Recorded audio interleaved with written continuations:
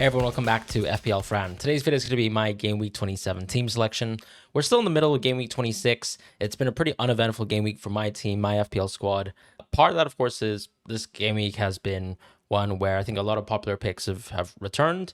We might not necessarily own those popular picks. I, within my own team, at least have the fortune of having Cole Palmer doing something. Otherwise, it's been a pretty uneventful game week, as I said.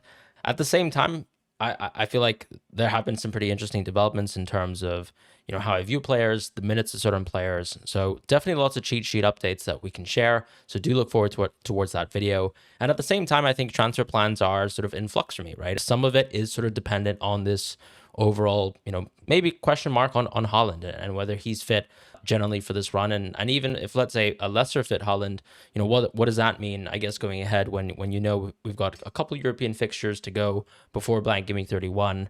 And I guess the looming question of whether you maybe go for a Salah and go against the grain a little bit as well with the sort of risk preference piece, which I talked about in my transfer plans video. For my team, as I said this week, a little bit uneventful. We're currently on a very, very meager 40 points. I think the game week ranks literally 9.1 million, so clearly not doing very well. Part of that is, as I said, popular picks like Semenyo, João Pedro doing exceptionally well. And then, of course, sort of my niche picks within Maguire, Richards here, for example, is just completely flopping.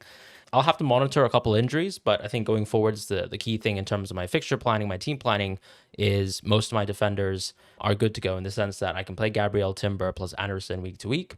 And at least for the Chelsea players that are still within my team, we still have one good game to go. And then it's probably adieu to some of these players. But it is the best game in the entire league by a country mile. So looking for something here, looking forward to a lot. And of course, the differential captaincy within my own team selection. But with the wider backdrop of Game Week 27, I think there's not too much news. We had some FA Cup fixtures. We have the next round of fixtures as well, and the draw coming out. That still pretty much leaves the open idea of, I think, a pretty big Game Week 33 coming into the picture. And that's a positive thing for FPL, I think, in terms of people who like doubles and blanks. Some people like to suggest that this creates a lot of gray arrows, but I do tend to think that, unfortunately, like the latter stages of the season always tend to create that sort of murky picture in terms of if you follow, let's say, the conventional chip strategy, you will sort of be living within the realms of other people's picks. Things like, for example, your team value will kind of separate yourself.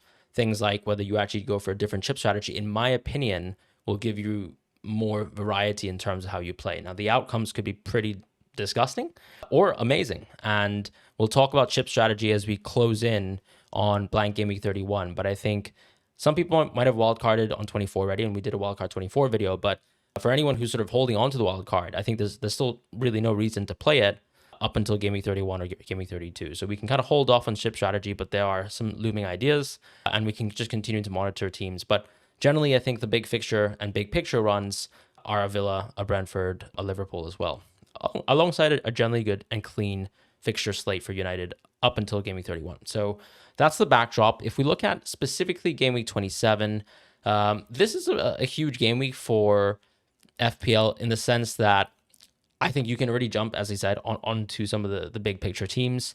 At the same time, for someone like myself, I've gone a little bit too gung-ho with transfers.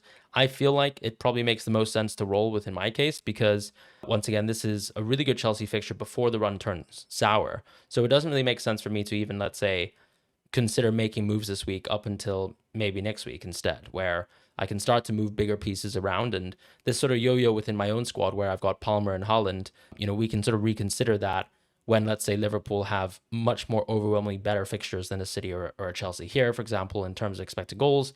As we look at the 11-5 sort of predicted numbers, they're much better still for Chelsea and City. So I think no need necessarily on this specific week to move off of a lot of the Liverpool picks, but there's definitely a lot of fun possibilities, right, as we kind of look ahead. It's just that, generally speaking, we are basically entering that stage of the season where if you're going to dead end Game Week 32, I think some of the picks are a little bit more clear than most. And then, of course, that if you're buying, let's say, a City player this week, which some people have brought the idea of, right? Players are buying Semenyo, and his prices, I think, already gone up once. People are looking to maybe reinvest into some other City assets. I think Semenyo is really the only one that I would do so with. Crystal Palace, I'd probably skip now that you're one Burnley at home fixture away from that blank Game Week 31. So from that perspective, that's kind of I think the only the free risk basket, if that makes sense, where if you have a lot of luxury transfers, a pick like Semenyo makes a lot of sense. Otherwise, you're kind of shopping from the rest of the bunch. And that closes the kind of pool of players that we have available to us. For this week specifically, I think from a fixture point of view, I'd probably mention that once again, Villa looks interesting. Bournemouth is actually a very good team to invest into again. We've recommended players like Evan Nilsson and Krupi. I do think Krupi's minutes have not really improved whatsoever. And the midweek resting was something that I thought was plausible, but I didn't really think, was that likely, given that he's generally been playing quite well. At the same time, I put him on the bench for that specific reason. But in his stead, players like Ryan and players like Amin Adli have already kind of clocked much better minutes than Krupi Jr. ever has this season in terms of consecutive Premier League minute outings. So Ryan's definitely on the table here. Adley's on the table from a Bournemouth perspective. This is a pretty good fixture for them, no doubt. With West Ham, I almost think that their run is closing off. This is, to me, the last good West Ham fixture before I think you probably sort of move away from some of your West Ham picks. So players like Somerville and Bowen, who have featured heavily on the cheat sheet, this is almost your last outing with the West Ham. So at the same time, I think even, with picks like maybe some of the Sunderland picks, this is once again one more good home game before you kind of head towards Game Week 31, where the fixtures are a little bit poor and a bit more soured. With Leeds, for example, this is actually still a generally decent fixture run. They actually have, out of all the teams that are sort of in that relegation battle, and I don't think Leeds necessarily are in it, but they're close to it. They are actually about to head into a pretty good fixture on themselves, as is a team like Fulham from this game week after. But even this game week is much better than, for example, playing versus City away like they did last week. So that's kind of the overall picture. And then, as I said, Brentford's a bit more obvious. We know players like Dango, Thiago, and Sade are on the picture. I think one thing to think about with Brentford is with Lewis Potter generally playing quite well, and even Damsgaard, for example, before sort of the more recent injury, reinserting himself back into the team. Is it possible that players like Sade and Dango will play less minutes? I think it's plausible. And so it still falls back to that general picture of Thiago, I think, is still the baseline pick. And unfortunately, or maybe fortunately, actually, in recent weeks, his price has dropped, which means that I think it's worth reinvesting into him. So whilst João Pedro has gone up in price, and to be fair to João Pedro, he's done amazing. To be fair to Semenyo, he's done amazing as well. But Thiago's ownership is now dropping, but he still looks like definitely one of the top picks. Even versus Arsenal, he probably had one of the most, I guess, like one of the best opportunities to actually score a goal where he didn't actually score a goal. If you think back even towards Arsenal's chances, I mean, Madueke scoring was actually I wouldn't say a fluke because it was actually a great finish, but the quality of Arsenal's chances were poor. Whereas actually when you look at a team like Brentford, the fact that Thiago probably had the best chance of the game that wasn't scored says a lot about how good this Brentford team are versus one of the best defenses that we've seen, honestly, within the last decade. So that's kind of the overall perspective that I would have here at this point in time looking at this game week. And that's kind of the valuation picture. I think gone is the time to go for Crystal Palace assets. Look at Villa, look at Brentford, look at Liverpool as well, but even welcome the idea of a Bournemouth. Now let's shift gears towards my team selection for Game Week 27. So I think the big proviso here is that I think Erling Haaland's fine. There has not really been news that Erling Haaland has suffered anything but, I guess, a knock versus Fulham. But at the same time, I think if you kind of look back at I guess, relitigating Pep and how he describes injuries, he's not the best at it. There have been periods where Haaland, I think almost every season going back now, has missed several games in a row. This could be that iteration of it within the season in 25-26, but I'm hoping that it's not. At the same time, totally open to the idea that Haaland's out. So we'll talk about if Haaland's out, what I will do later on in the video. That will sort of be my, I guess, my option B. My option A this week is keeping things simple in FPL. So I do plan on rolling the free transfer. I just don't really see the need to do so, especially when probably the best free transfer that I can actually make is something like Ekitike to Thiago. But that is so predicated on me having, full faith and certainty that Haaland's fine. And I think with, let's say, the possibility of Pep being a bit more coy and us not actually having perfect information on Haaland, it's very plausible that a rolled free transfer will put me in a better position come Game Week 28 to actually kind of, make that sort of decision on, do I sort of move Haaland out of my team? Do I not? Do we have information, etc.? Should I act upon it? So option A for me is going to be me rolling. I simply plan on playing triple Arsenal defense again versus Tottenham away. Now, ironically, Tottenham have been a pretty good away team. They have a new manager now, though, and I still think for the most part that Arsenal have plenty of great chances to keep them out. Wolves at home is there for Richard, so he's going to come into the team. This is 3-5-2 coming back into me for FPL. Is there an opportunity for me to play players like Maguire, players like maybe Anderson? Absolutely, but I think Anderson is definitely someone that I'll talk about in a moment, but I still like the idea of probably playing Lefay over an Anderson. It's to me a 50-50 because I think both players have shown recently, I think, that their DEFCON numbers are decent. The main thing here is that am I backing a team like Sunderland at home who have, an exceptional home record, not exactly the best attack once again. So, I don't see, for example, Anderson having some sort of massive floor here. I mean, with the DEFCON potential, with the clean sheet odds being quite high, because of course Sunderland's baseline sort of underlying stats for attack aren't so good. Anderson's always going to be a good pick, but at the same time, Lefay still interests me despite seemingly losing penalties back to Diarra this weekend. I don't think it was that significant that he actually didn't take the penalty. I mentioned this in my transfer plan video, but I still think there's an opportunity for Lefay to take future penalties. He actually mentioned that him and Diarra were going to share penalties, and he already previously mentioned that Diarra was going to take the next penalty for Sunderland. So maybe there is a possibility in the future where Diarra, allows him to take the next penalty. I won't keep my hopes up, but that's kind of the bet here with one of the last sort of possible Lefay games for me to play, as I said, with Sunderland still having a pretty good home game. Bruno's an obvious play in the midfield. Enzo and Palmer are definitely going to be played as well. Sobo gets to be welcomed back into the team. As I mentioned last week, I think holding Sobo makes a lot of sense. He's on an exceptional run of form. He is kind of, I mean, he's like the opposite to the sort of open play value threat. Now, he did score an amazing goal versus Brighton within the FA Cup, and that was actually threaded in through with Salah and just basically a rocketed shot towards the sort of top left corner of the net from Sobo. But for the most part, I think this season, the value from Sobo has come from a lot of the set pieces. He came close to assisting versus Brighton as well, but he generally has a lot of value there. And in recent weeks, actually, he's been back in in the thick of it with DEFCON. So even at that sort of role, which we look at and frown upon a little bit with the right back position at times, I think Sobo is provided to be a really good value, and something that I've mentioned too when it comes to looking at his numbers. When you look at, for example, Fantasy Football Hub and the Opta stats there, actually his numbers on a game-to-game basis, when he plays, let's say, an attacking mid position or a right back position, have not been too dissimilar, or too different rather. And he actually looks relatively solid or stable, I suppose, in a lot of positions. He's not someone that I think has amazing underlying stats, but he is that classic FPL pick of does all the other stuff right, like DEFCON, like that sort of bonus element of things, and just generally things like set pieces. And of course, is generally a high quality option in terms of the finishing through the direct set pieces. And I think that much is just clear, right? Just watching Sobo play. In the front line, I'll play Ekitike and Haaland. This is, as I said, with the proviso that I think Haaland's fine. From a benching perspective, I am planning to play Krupi Jr., then Anderson, then Maguire.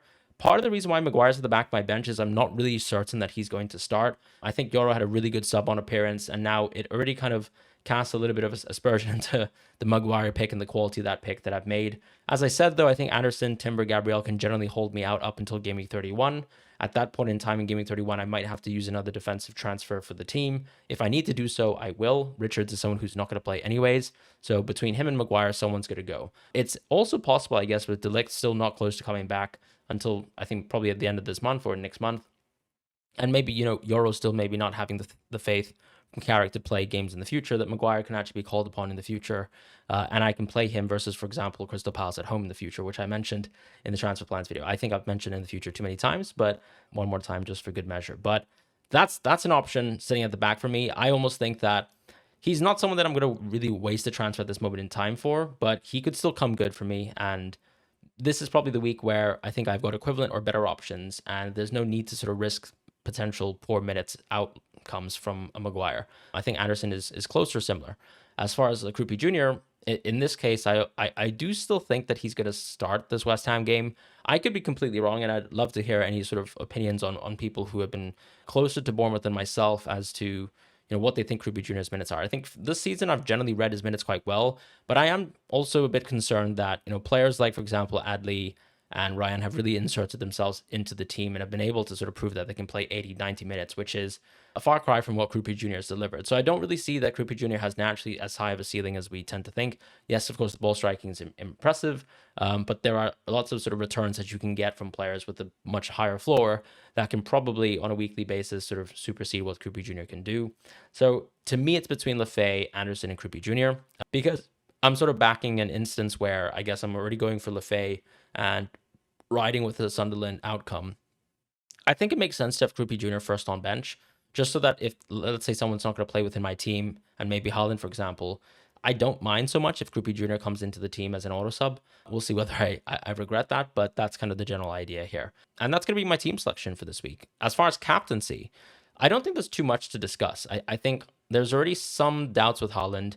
I really think that with the exceptionally long break between the games that Chelsea will have, because they're now in the top 8 of the Champions League, there's no reason for me to kind of pass up on Cole Palmer captaincy. It's Burnley at home. It's the best fixture possible. He looked really lively versus Leeds. Yes, of course, looking lively included missing an absolute sitter, but the reality, I think, is that most of the things that we want from Cole Palmer are there. The creative element of the game, like, for example, the Pedro assist that he gave, not just, for example, the Pedro assist that he gave versus Napoli, where he basically passed to João Pedro and João Pedro just scored a solo goal, but creating great through balls and a volume of chances, taking defenders on, all that kind of stuff. So I think that element of the game seems like it's, revitalizing itself. And part of that is just playing versus worse opposition, and this is an opportunity to do so. With Haaland, yes, I think he's going to be the most popular captain this week, but the fact that I think I have a slightly better captaincy just means that it's an easy decision for me. So Palmer captaincy for myself, vice captain on Haaland. For other people and other managers, I still think I'd probably go for the Haaland captaincy if I'm being completely honest. Say if I had a Salah, say if I still have Enzo on my team who also has a great game, I think I'd still pass up on that and go for the Haaland captaincy if it seems like Pep gives him the all clear and that he's fit.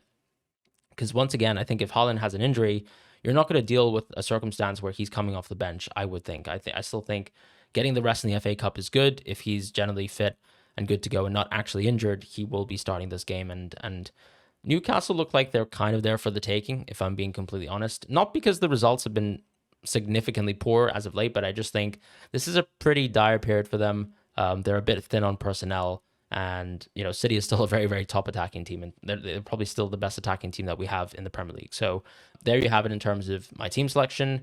Let me know what your thoughts are. My plans are generally quite consistent with the transfer plans video that I outlined in terms of, the plan from Gameweek 28 and beyond. Still looking towards a wildcard 32. Hoping to be able to roll a couple transfers, like at best maybe 2 transfers, because I'll be realistic. I love using transfers. I think I've got scope to use transfers. Part of the reason why I went into Palmer is knowing that I was also going to go out of Palmer. So it's very likely that I'll have less free transfers than other managers who might be, rolling into a wildcard 32.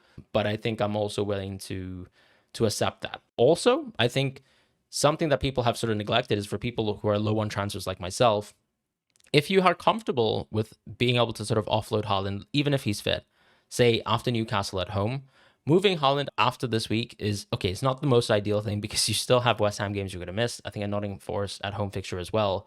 But he does save you a free transfer in terms of if you're planning to dead end into Game Week 32, selling Haaland maybe a little bit earlier could work out because ultimately you're going to consider, I think, the idea of, let's say, buying a top forward in Game Week 31. And that could be Watkins for someone who actually is planning to sell Haaland only in the blank. But if you plan to sell earlier, that's a way for me that's a bit cute that I can keep Ekitike with, keep Thiago in the team with. Whereas I think that I will sort of have to make decisions in terms of, do I offload a Palmer, do I offload an Ekitike in the near future? And that's not ideal for me. But just a thought, a closing thought in terms of my team selection. But this is going to be my team selection for this week. Looking forward towards the games ahead. Hope you guys enjoy the Wolves versus Arsenal game, and I'll see you guys soon for more content. Take care and goodbye.